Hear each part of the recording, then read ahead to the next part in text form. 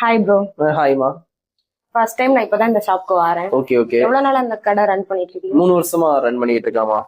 வாரிசு படம் வந்த புதுசுல இருந்து கடை ரன் பண்ணிட்டு இருக்கேன்.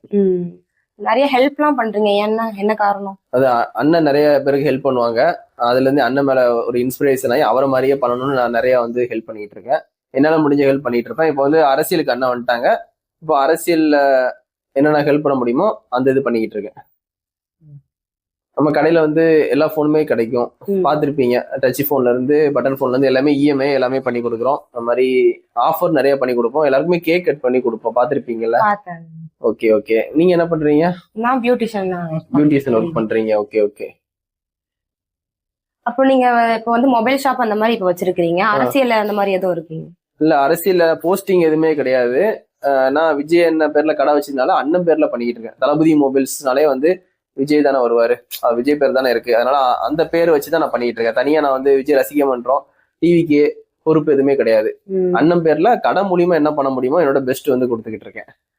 வீடியோஸ்ல ஏதோ எதிர்ப்பு அந்த மாதிரிலாம் சொல்லிட்டு இருந்தீங்களா அரசியல்ல இருந்து? நீங்க மொபைல் சம்பந்தமா தானே ஷாப் வச்சிருக்கீங்க. ஆமா ஆமா. அப்ப ஏன் உங்களை அந்த மாதிரி இது பண்ண? இல்ல, நீங்க கடையை பாத்தீங்கன்னா ஃபுல்லா விஜய் என்னன்னா இருக்காங்களா, ஒரே விஜயன துண்டு போட்டு டிவிக்கே சம்பந்தமா இருக்கா. முன்னாடி விஜய் படம் ஸ்டில்லா இருக்கும், மூவி ஸ்டில்லா இருக்கும். அப்போ மத்த ரசிகர்கள் வர கொஞ்சம் யோசிப்பாங்க.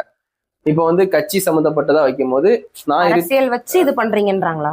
இல்ல, அரசியல்காரங்க வரமாட்டாங்கன்னு சொன்னேன், வேற அரசியல்காரங்க வரமாட்டாங்கன்னு சொல்றேன். நான் இருக்கிற ஏரியால ஏடிஎம்கே தான் அதிகம். சரிங்களா? ஏடிஎம்கே அதிகம். டிவிக்கேன்றனால அங்க உள்ளவங்க மட்டும் தான் இங்க வராங்க, அவங்களும் கம்மி தான்.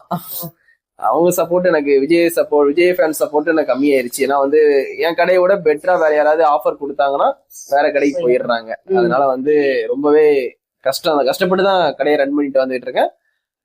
என்னை நம்பி நிறைய பேர் வராங்க. இந்த அண்ணன் பெஸ்டா பண்ணி கொடுப்பாங்க, கரெக்டா இருக்கும், சர்வீஸ்னாலும் சேல்ஸ்னாலும் சரி. என்னை நம்பி வராங்க, அண்ணனுக்காண்டியும் வராங்க. சப்போர்ட் ஓரளவுக்கு கொஞ்சம் இருக்கு, கோல்படி மக்கள் பண்றாங்க, எந்த குறையும் இல்லை.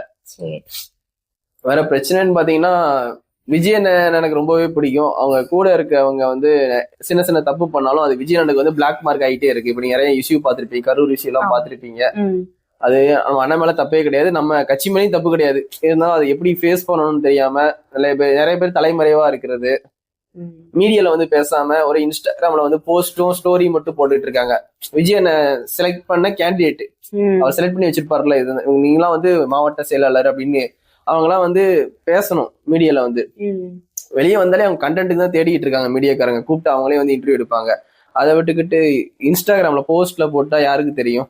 போஸ்ட் ஸ்டோரி போடுறதுக்கு அவங்க தொண்டர்களா ஒரு பொறுப்புல இருக்காங்கன்னா மீடியால பேசினாதான் எங்க தாத்தா பாட்டிக்கெல்லாம் எப்படி தெரியும்? இன்ஸ்டாகிராம்ல அவங்கள ஃபாலோ பண்ணி தெரிஞ்சுப்பாங்களா டிவிக்கு என்ன நடக்குதுன்ட்டு? அதனால மீடியால பேசினாதான் டக்குன்னு நம்ம மேல தப்பு இல்ல, இவங்க கரெக்டா போறாங்க. இப்போ விஜய் என்ன சைலண்டா இருக்காங்க, விஜய் கட்சிக்காரங்க சைலண்டா இருக்கனால இவங்களுக்கு அரசியல் தெரியாது போல, கத்துக்குட்டின்னு எல்லாருமே பேச ஆரம்பிச்சிட்டாங்க. அவங்க பேசுற மாதிரிதான் இவங்களும் நடந்துக்கிறாங்க.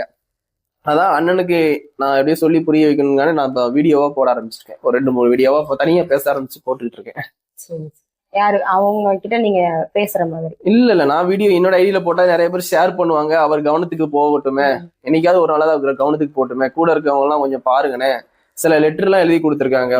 இந்த மாதிரி விஜய் மீட் பண்றதுக்கெல்லாம் போயிருக்கீங்களா? இல்ல, போனது இல்ல. விஜய் என்ன கூப்பிடணும்னு ஒரு ட்ரீம்ல இருக்கேன். அவரே நம்மள கூப்பிடணும்னு ஒரு ஆசை. அவர் கூப்பிடணும், அவது ஃபர்ஸ்ட் மீட்டிங் அப்படி ஒரு மீட்டிங்கா இருக்கணும், ரொம்ப ட்ரீம்ல இருக்கேன். இதுவரை நீங்க இந்த மாநாடு அந்த மாதிரி போனது கிடையாது. விஜய் நான் பார்த்தது கூட கிடையாது. போட்டோல பார்த்தது, படத்துல திரையில பார்த்ததோட சரி. சின்ன வயசுல இருந்தே விஜய் ஃபேன் அந்த மாதிரி? அப்படி எல்லாம் இல்ல, காலேஜ் டைம்ல இருந்தான். சின்ன வயசுல இருந்து ஒரே கிரிக்கெட் தான் விளையாடுவோம், பேட்டும் பாலுமா ஒரே ஸ்போர்ட்ஸ் தான். ஆஸ்திரேலியா கிரிக்கெட் டீம் பிடிக்கும்னு எல்லாத்தையும் சொல்லியிருப்பேன். காலேஜ் டைமுக்கு அப்புறம் தான் விஜய் அண்ணன் மேல ஒரு கிரஸ் ஆகி படம் எல்லாம் பார்க்க ஆரம்பிச்சு. அவரை மாதிரியே ஸ்டைல் பண்ணுவேன், அவரை மாதிரியே ட்ரெஸ்ஸிங் பண்ணுவேன். அவர் மாதிரி இருக்கிறது பிடிக்கும், அது மாதிரி அவர் மாதிரி ஹெல்ப் பண்றதும் பிடிக்கும். கடையும் அவர் பேர்ல வைக்கணும்னு வச்சிட்டேன் எல்லாமே. இப்போ அவர் சிஎம்க்கு நிக்கும் போது சரி நம்மளும் அவருக்கு என்ன பண்ண முடியுமோ பண்ணணும். அவர் அப்படியே பின்னாடியே போய்கிட்டு இருக்கேன். சரி, ஓகேம்மா, முடிச்சுக்கலாம். தேங்க்யூ வந்ததுக்கு.